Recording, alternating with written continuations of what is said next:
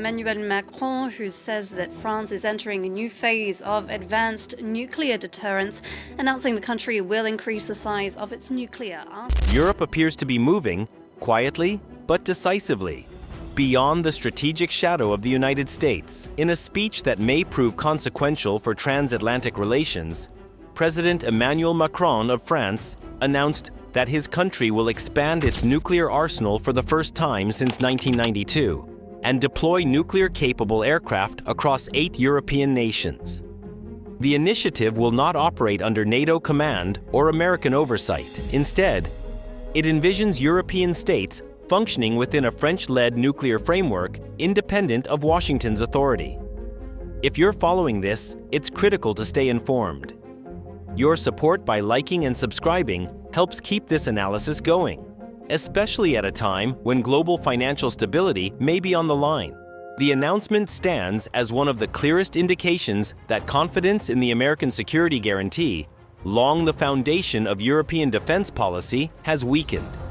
By broadening its deterrent capabilities and dispersing them across the continent, France is laying the groundwork for a Europe that can act militarily without seeking approval from the White House. Mr. Macron did more than disclose an increase in warheads. He also declared that France will no longer make public the size of its nuclear stockpile, reversing decades of relative transparency. The move marks a significant break with past practice. Limiting disclosure of arsenal size reduces predictability and complicates the calculations of potential adversaries, signaling a readiness to operate with greater independence. Central to the French proposal is what Mr. Macron described as forward deterrence. Under this approach, France will be able to station nuclear-capable Rafale fighter jets on the territory of participating European partners, including Germany, Britain, Poland, the Netherlands, Belgium, Greece, Sweden, and Denmark. Officials in those countries have agreed to the arrangement. According to Mr. Macron, French strategic air forces will be distributed across Europe to complicate adversaries' planning. The result would be a dispersed network of bases capable of hosting nuclear-equipped aircraft.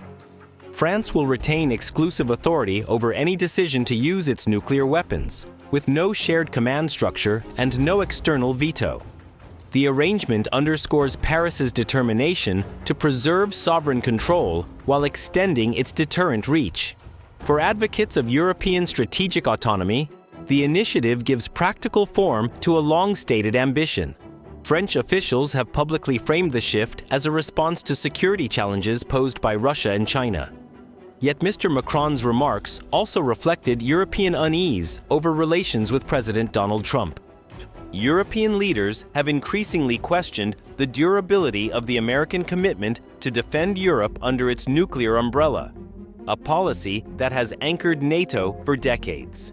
Mr. Trump's past threats to reconsider NATO membership, his overtures to President Vladimir Putin during the war in Ukraine, and his insistence that European governments increase defense spending have strained the alliance. And France already spends an estimated 5.6 billion euros annually to maintain a stockpile of approximately 290 warheads, making it the world's 4th largest nuclear power, behind Russia, the United States, and China.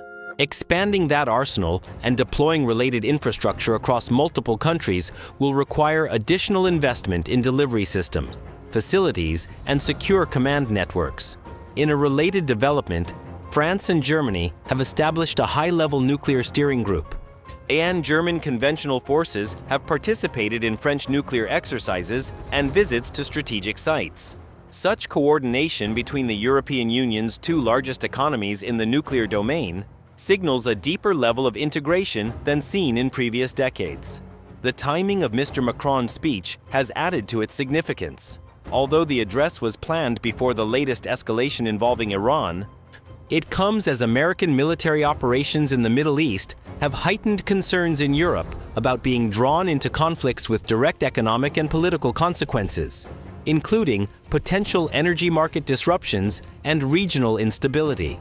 A growing number of European leaders have concluded that reliance on Washington for protection increasingly carries the risk of entanglement in Washington's conflicts. That assessment is accelerating efforts to establish a more autonomous European deterrent. President Emmanuel Macron of France expressed the shift plainly, saying, "What I want is for Europeans to take back control of their own future." He ended with a pointed appeal. Let us be powerful. His remarks reflect a broader recalibration already underway. The European Union has tightened semiconductor export controls.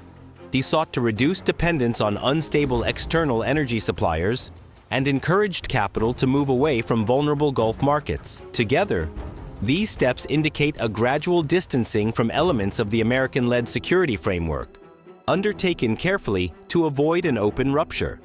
NATO remains in place, and Mr. Macron has said that France's initiatives complement the alliance's nuclear mission.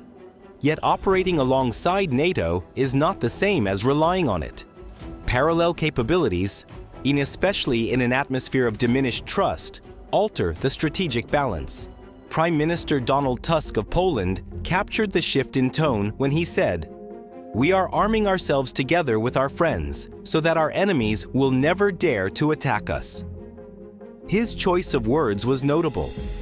He referred to friends rather than formal allies, language that suggests political alignment more than treaty obligation. For decades after the Second World War, American security guarantees underpinned the Western order. In exchange, European governments generally aligned their strategic decisions with Washington. Because ultimate defense rested with the United States, Europe's room for independent action was limited. That arrangement is changing. If France extends nuclear deterrence to Poland, if Germany participates in French nuclear planning, and if several European states host French strategic forces without American involvement, Europe's leverage increases. It gains the ability to secure itself without direct reliance on Washington. This shift has consequences beyond military affairs.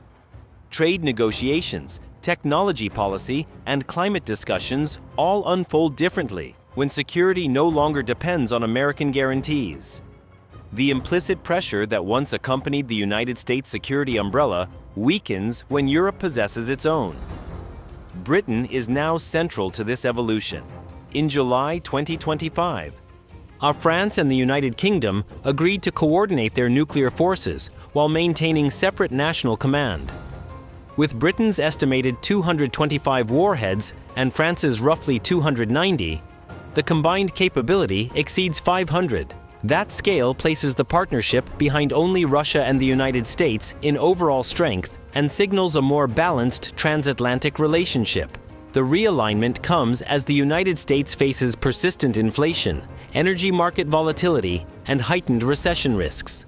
Economic strain can erode geopolitical influence, and European governments appear determined to reduce their exposure to uncertainty in Washington. European officials suggest that the continent will continue strengthening independent defense capabilities while preserving enough NATO integration to avoid a direct confrontation.